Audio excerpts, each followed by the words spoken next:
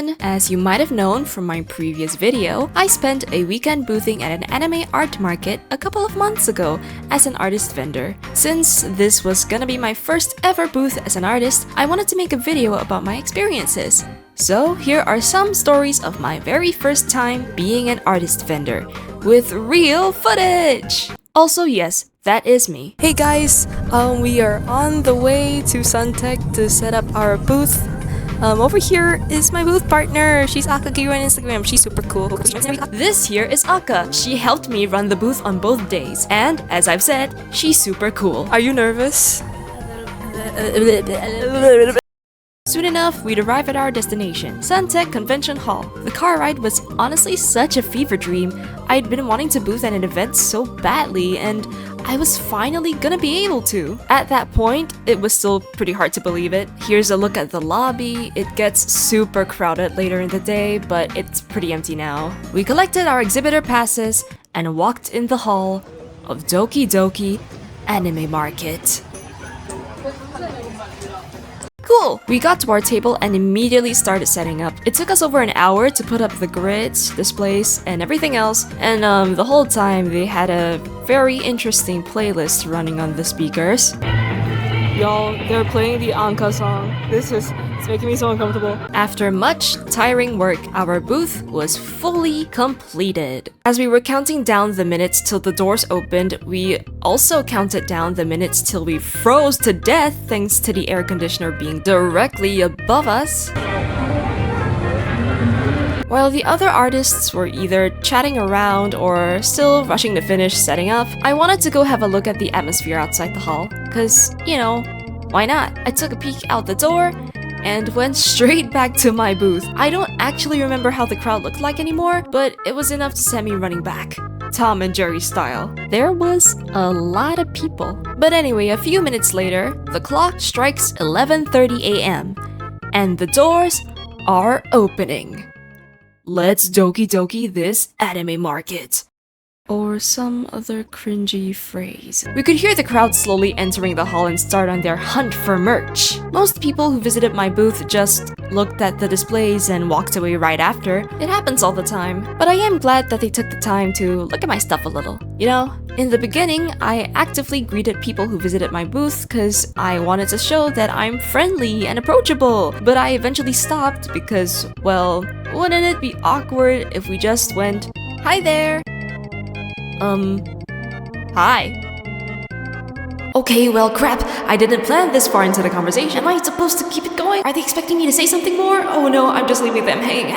Also, I'm not sure if other people have this issue, but whenever someone looks at my stuff, I tend to focus too much on them because, you know, what if they need help or want to ask something? I need to be ready. It gets to a point where I'd unknowingly start staring at them, and eventually I'd start realizing that I am now staring at them. Then telling myself to look away because I don't want them to know that I'm staring at them. But what if I don't do it fast enough and they catch me staring at them? DDAM doesn't stand for the awkward staring market, you know. So I hope to work on this staring thing. As you can probably already tell, I was pretty anxious at the start. The whole thing was still pretty foreign to me after all. But as time passed, I started getting the hang of things and eased up a little. Eventually, I just started greeting visitors with a smile. A bunch of them engaged in conversations with me, which I quite enjoyed. Every now and then, I would get groups of friends and I would hear them talk about what to get, whether they should get it, and of course, the enabling from the rest of the group. I always find those moments very cute. It shows that they're enjoying themselves. We got lunch to eat at the booth whenever we had time, but even that didn't go as smoothly as I thought. Although I've sorta calmed down from my initial restlessness, the anticipation of receiving customers still lingered and left me a little on edge.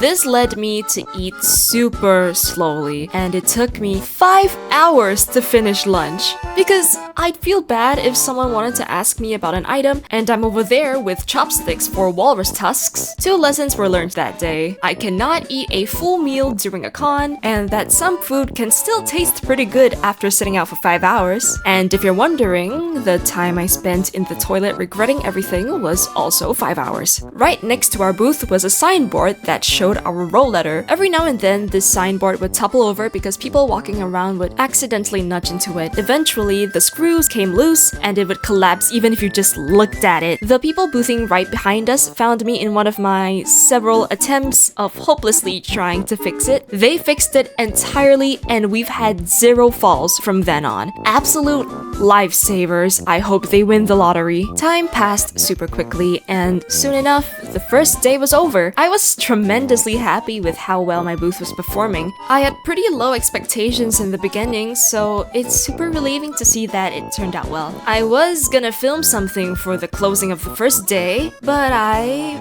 forgot. Whoops. I went back home exhausted, but also very satisfied. I could hardly wait for the next day. Hey, we're on day 2 now. It's Sunday. I'm here really early, so not a lot of artists are here yet, and the music hasn't started playing, so it's really quiet. Only a handful of artists were there when I arrived, so most booths were all covered up. It was so odd to see the hall this quiet. The peaceful atmosphere with the few artists getting ready for the day, it all felt like home to me. I arrived before Aka did, so I tidied up my booth and restocked on some merch a bit while listening to songs. And that was one of the best moments of the event. There's not much to explain about it. It just felt right. After having gone through a day of the event, I had a lot more confidence in receiving visitors and helping them with stuff. With more knowledge of what to expect, I had way less to worry about. I knew that it was gonna be a fantastic day. The second day commenced and it was just as busy as the first. I was told that business usually runs slower on Sundays since it's right before Monday, which I'm sure is true in most cases, but I didn't really feel a difference in this one. Sometime around the first hour of the event, I realized that quite a bit of my name cards had been given away. I gave them out with every purchase on the first day and left a couple out on the table for people to pick up if they wanted to. Honestly, I didn't think I'd run out of them so quickly. Like, come on, the day just started. So I had to stop giving it out with every purchase, which generally isn't too bad of a loss, but it can be frustrating not knowing which artist your merch came from. Hey, that's a pretty neat keychain you got there. Thanks. Who'd you get it from? Just one of the many life forms that roam on this meaningless piece of rock. What if we are so insignificant? It matters not who it's from. Is this at all necessary? In fact, what exactly of this world really matters? Matter? Ha! I hardly even know her. Did you get this from an artist? Yeah. Then maybe it was Mozart. Sounds about right. While it is kinda unfortunate that I couldn't give one to everyone on the second day, I guess it's also kind of a good thing, if you think about it. Speaking of stuff running out, my mini Miku stickers went out of stock on the second day too, so I put a label sticker that says, Miku Miku no Beam. Get it? Also, if you take a close look at my booth, you'll find this little fella. I wanted to bring this Vaporeon plush for emotional support. It was supposed to be something I could look at whenever I felt like I was losing my mind or if I needed a little pause from the con atmosphere, but I thought maybe I could somehow start a little fun activity revolving around it. And so begins the game of Guess My Name and get a free keychain of your choice. On the first day, we started off by giving it the name Lady Gaga, because look at it. Does it look like a Lady Gaga to you? Going back to the start of the first day, someone came to play the game. We gave them 3 guesses. I don't remember what their first guess was, but it wasn't anything remotely close to Lady Gaga. They asked for a hint before their second try, to which I said, famous person. Which, while is a big hint, also opens to such a wide range of people. Last I checked, there were at least 100 famous people in the world, so surely with such a large range of possibilities, their immediate answer can't be Lady Gaga? So, after handing over the prize to them, we decided to change its name to Keanu Reeves. The next ones to guess it right were this group of 4 people, whose spent a respectable amount of time trying to figure out its name. They were so dedicated to it too, it was pretty funny. They did some digging through Google using the hints we gave, which were famous people and cyberpunk. Watching them scroll through the list of names and reading them out were rather funny considering they said Keanu Reeves like 5 times. Eventually, after some discussion, they finally decided on Keanu Reeves and got the prize. We decided to change the rules a little and let the winners decide its new name for the next person guess. It sorta adds on to that sense of achievement. On their very first attempt, these people guessed the name Martin Luther King, and that's what they decided to name it. The next people who guessed were Len and Rin cosplayers, and they certainly left an impression on me, because not only were they so enthusiastic about guessing it right, but also, this interaction is kind of funny if you imagine it as like an actual canon event. But you know what makes this whole thing better? As Rin was researching on who it could be based on the clues we were giving, Aka was searching up information on him, so we had clues to give. So the information was literally going through this direct transaction thing, which I thought was pretty funny. They chose Robert E. Lee as its new name, and they were so confident nobody would guess it. Subsequently, more and more people won, and the trend of naming it after American figures fell off. A bit of time had passed before the Rin and Len cosplayers came back. Hey, has anyone guessed it yet? I bet not.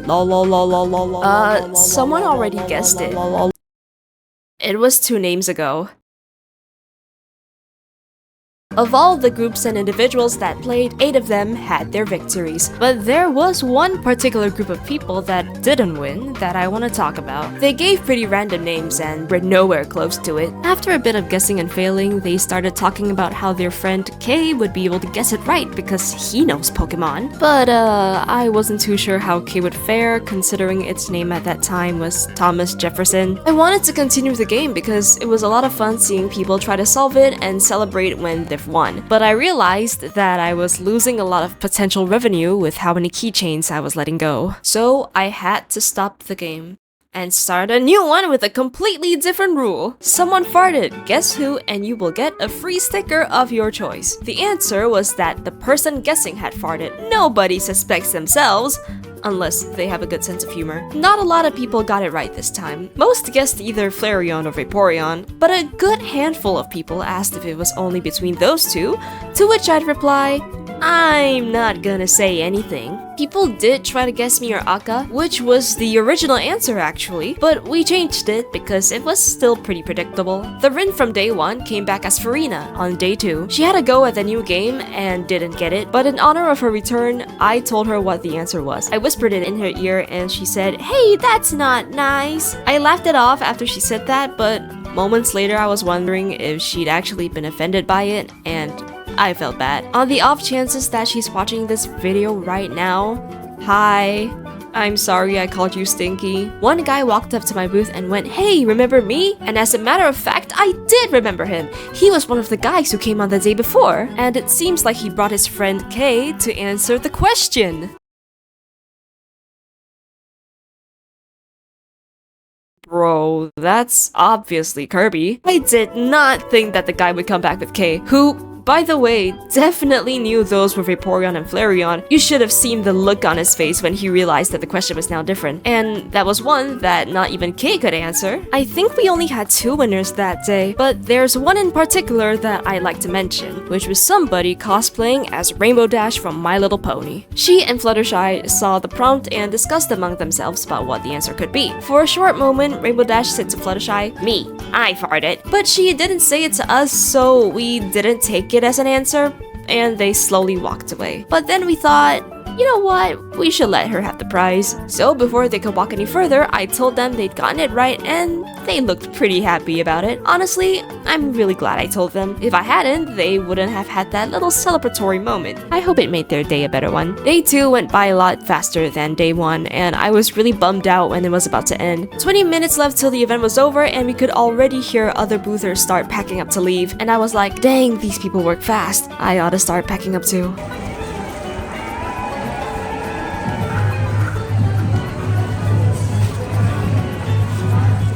Tearing down everything was pretty tiresome, but we made pretty quick work of it. On the escalator down, we had one last look at this massive sign. Even after all this time, I still can't believe we did all of that. All in all, this event was an incredible experience. There were a lot of moments that made me feel like I was in my element. Seeing people smile at the stuff I had at my booth filled me with a sense of joy that's hard to come by. I also got to make new friends and met current ones who were boothing too. Everything that happened during this event made me want more, so I searched and scouted for more similar events to apply for. With this new surge of motivation, I wanted to do more.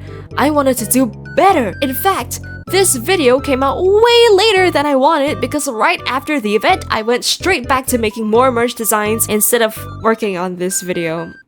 Sorry. And since then, I've applied to booth at more events, where I hope to have those same amazing moments again. I know every experience won't be the same, and I'll for sure encounter problems here and there, but I'll try and learn as much as I can so that I can continue doing stuff like this, where I can bring smiles to people in a space where I feel like I belong. Thank you so much for watching this video. Sorry it took long to make, there's just a lot I wanted to talk about. I didn't even get to talk about every single thing. If I did, this would be like 2 hours long. But since I'll be boothing more from now on, I'll make another video in the future to talk about more silly stories. I hope you enjoyed this video and thank you for sharing this first time experience with me.